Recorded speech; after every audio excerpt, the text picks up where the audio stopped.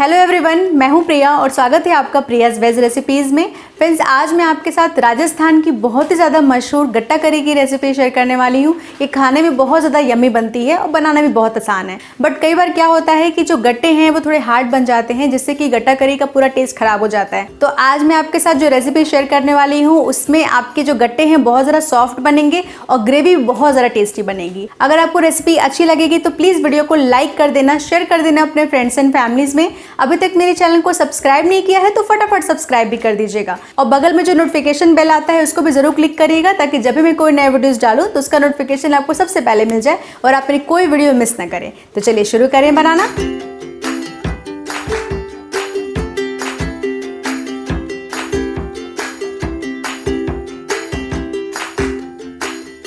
राजस्थानी गट्टा करी बनाने के लिए मैंने लिया है यहाँ पे 1 कप बेसन। इसको मैंने छन्ने के ऊपर रखा है छानने के लिए। ये स्टेप बहुत इंपॉर्टेंट है, आप इसको बिल्कुल स्किप नहीं करिएगा। इसको छानना ज़रूरी है क्योंकि जो बेसन है उसमें काफ़ी गांठें होती हैं, तो गट्टे बनाने के लिए आपको बेसन को छानना ज़रूरी है, जिससे कि आपके गट्टे स्मूथ और सॉफ्ट बनेंगे, अच्छे बनेंगे। तो इसको हम छान लेंगे अच्छे से। तो ये मैंने 1 कप बेसन से बना रही हूँ मैं। आपको क्वांटिटी अगर इंक्रीज़ करनी है तो आप इस क्वांटिटी को बढ़ा सकते हैं। यहाँ लिए मैंने आधा चम्मच हल्दी पाउडर, 1 चम्मच के करीब डाल रही हूँ मैं इसमें धनिया पाउडर। ये स्पून बहुत छोटा है इसलिए मैं आपको अलग नॉर्मल स्पून का मेजरमेंट दे रही हूँ। आधा चम्मच लाल मिर्ची पाउडर, 1 चम्मच से थोड़ा सा कम है गरम मसाला और आधा चम्मच से भी थोड़ा सा कम है ये अजवाइन। इसको हाथों में लेके क्रश करके डालेंगे जिससे इसका फ्लेवर और अच्छे से उभर के आए। आधा चम्मच से थोड़ा सा कम है जीरा, अजवाइन और जीरा दोनों ही जाता है इसमें। आधा चम्मच नमक डाल रही हूँ मैं। अब डाल रही हूँ मैं घी, करीब 1.5 चम्मच। घी बिल्कुल ऑप्शनल है, आप इसकी जगह पे ऑयल भी डाल सकते हैं, लेकिन ऑयल या घी कुछ एक डालना ज़रूरी है।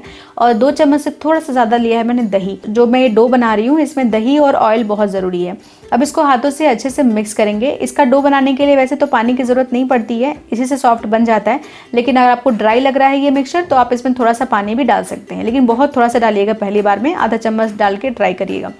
तो देखिए हमारे डो बिल्कुल रेडी है और सॉफ्ट डो है, काफ़ी सॉफ्ट है, हार्ड बिल्कुल भी नहीं चाहिए। तेल लिया है मैंने हाथों में लगा के और फिर हम गट्टे का जो एक लॉग बनाएंगे, गट्टे का शेप देंगे इसको। इसका जो डो है बिल्कुल सॉफ्ट रखना है, बस ऐसा ही हार्ड चाहिए कि आप हाथों में उसको हैंडल कर पाएँ, नहीं तो आप बिल्कुल सॉफ्ट रखिए इसको। और दोनों हाथों के बीच में लेके हम इसको ऐसे लॉग जैसा बना लेंगे। देखिए मुझे जो गट्टे हैं वो छोटे पसंद है तो मैंने ऐसे छोटे छोटे लॉग्स बनाए हैं। इसके पीसेस मैं छोटे करूँगी, लेकिन आप चाहें तो इसको थोड़ा सा और बड़ा और थोड़ा सा और मोटा भी रख सकते हैं। तो ये एक लॉग बन के रेडी है। ऐसे ही हम सारे गट्टे को बना लेंगे। अब चलते हैं बॉईल करने के लिए। तो यहाँ मैंने पानी रख दिया है बर्तन में बॉईल होने के लिए। पानी में बॉईल आना शुरू होने वाला है तो इसमें हम डाल देंगे बिल्कुल 4 से 5 ड्रॉप तेल, लेकिन तेल ज़रूर डालिएगा इस पानी में। अब पानी में बहुत अच्छे से बॉईल आ रहा है तो अच्छे से बॉईल आने लगेगा उसके बाद ही गट्टे डालना है और 1 बाय 1 डालना है, एक ही बार सारा नहीं डाल देना है। जैसे पानी में बॉईल आया, आपने एक गट्टा डाला, फिर थोड़ा सा वेट करिए, वापस से पानी में बॉईल आने दीजिए, उसके बाद दूसरा डालिए, ऐसे करके आपको डालना है। अब इसको मीडियम फ्लेम पर हम करीब 7 से 8 मिनट तक बॉईल करेंगे।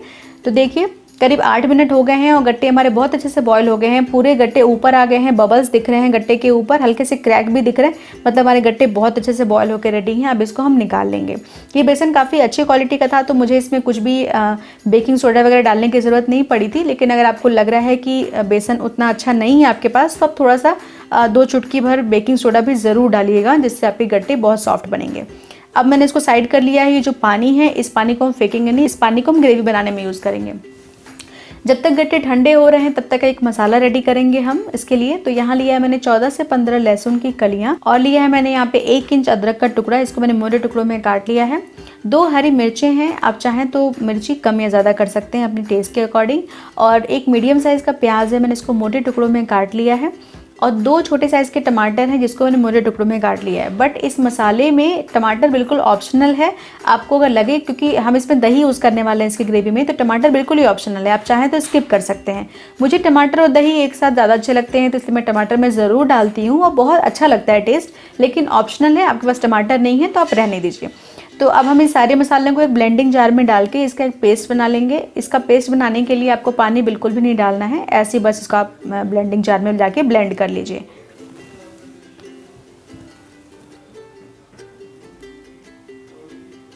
तो मैं इसको ब्लेंड करके फिर साइड में रख लूँगी।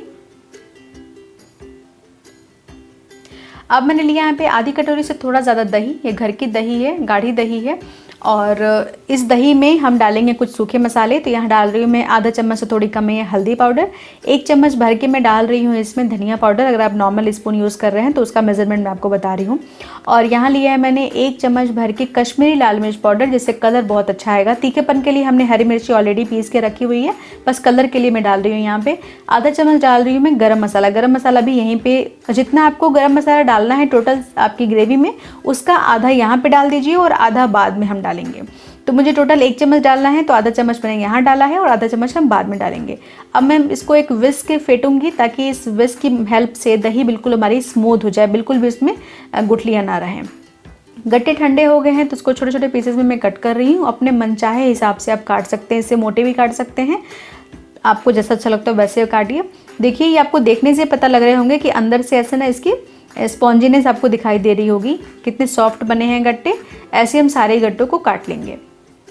जैसे कि मैंने आपको बताया कि आपको कहीं भी ऐसा लग रहा है कि आपका जो बेसन है उतना अच्छा नहीं है, तो आप थोड़ा सा बेकिंग सोडा भी डाल सकते हैं उसका डो बनाते टाइम पे।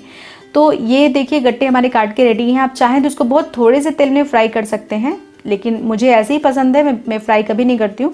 आपको लगे तो आप 1 चम्मच तेल में गट्टों को फ्राई कर सकते हैं। अब फाइनल ग्रेवी बनाने के लिए मैंने लिया यहाँ पे 3 टेबल स्पून सरसों का तेल। मैं सरसों का तेल डाल रही हूँ, आप चाहें तो अपना कोई भी रेगुलर कुकिंग ऑयल डाल सकते हैं, जो भी आप रेगुलर खाने में यूज़ करते हैं। तेल गर्म होने पर डाला है मैंने 1 तेज़पत्ता, 1 सूखी लाल मिर्च तोड़ के, 1 चम्मच डाला है मैंने जीरा। अब इसको धीमी आंच पे हम भूनेंगे, हल्का सा भूनना है, ज़्यादा इसको ब्राउन नहीं करना है। अब हम इसमें डाल देंगे ये हमारे मसाले, जो मैंने प्याज टमाटर अदरक लहसुन को पेस्ट बना के रखा था, इसको मैंने डाल दिया है। और अब हम फ्लेम को मीडियम करके और अच्छे से भूनेंगे इसको। इस मसाले को बहुत ही अच्छे से भुनेगा, बिल्कुल जल्दीबाजी नहीं करिएगा, क्योंकि जो प्याज है वो बिल्कुल कच्चे फॉर्म में हमने इसको पीसा है, तो वो भुनने के लिए काफ़ी टाइम लेता है।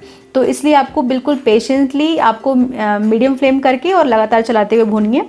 और ये देखिए भुन के तैयार, आप देख सकते हैं मसाले की क्वांटिटी कितनी कम हो गई है, पहले ज़्यादा थी, अभी भूनते भूनते बिल्कुल कम हो गई है। बहुत अच्छे से भुन के रेडी किया है मैंने, ऐसे ही आपको भुनना है। तेल भी अलग हो गया है, ये भी एक साइन है।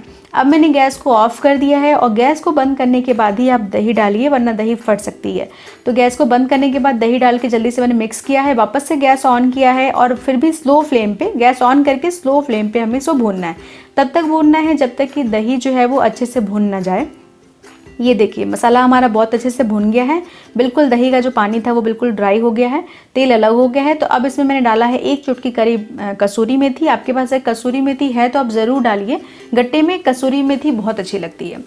अब मैंने गट्टों को डाल दिया है इसमें और अच्छे से मिक्स करेंगे। करीब 1 से 2 मिनट तक ऐसे चलाते हुए हमें भुनना है, बहुत ज़्यादा भुनने की ज़रूरत नहीं है, 1 से 2 मिनट में ये हो जाता है। भून के हो गया है तो जो मैंने पानी साइड करके सेव करके रखा था गट्टों का, वो मैंने इसमें डाल दिया है। और अब मिक्स करके मीडियम फ्लेम पे इसको हम पकाएंगे ढक के, जब तक कि हमारी ग्रेवी अच्छे से ना पक जाए। तो ये देखिए हमारी ग्रेवी भी बहुत अच्छे से पक गई है, तेल ऊपर आ गया है, ये एक साइन है कि आपका जो ग्रेवी है अच्छे से पक के रेडी है। कंसिस्टेंसी ग्रेवी के अपने हिसाब से आप रखिए, आपको जितना गाढ़ा जितना पतला ग्रेवी चाहिए उस हिसाब से।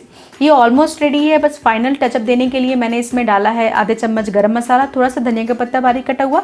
गरम मसाला हमने हाफ पहले डाल दिया था और हाफ अभी हम डाल रहे हैं। अच्छे से मिक्स करके ढक के गैस को ऑफ करके 5 मिनट के लिए छोड़ देंगे, उसके बाद हम सर्व करेंगे।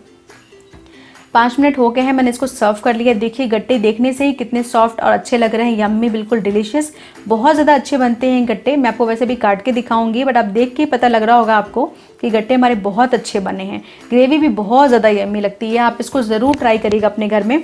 इस गट्टा करी को आप प्लेन रोटी, पराठे, पूरी, राइस, पुलाव किसी चीज़ के साथ खाइए, बहुत ज़्यादा यम्मी लगते हैं। बट मुझे ऐसा लगता है गट्टा करी बेस्ट लगती है प्लेन रोटी या फिर प्लेन राइस के साथ। तो आपकी चॉइस है, आप जैसे चाहे वैसे इसको एंजॉय कर सकते हैं। मैं आपको देखिए काट के दिखा रही हूँ कितने इजीली कट रहा है, ये बिल्कुल सॉफ्ट है।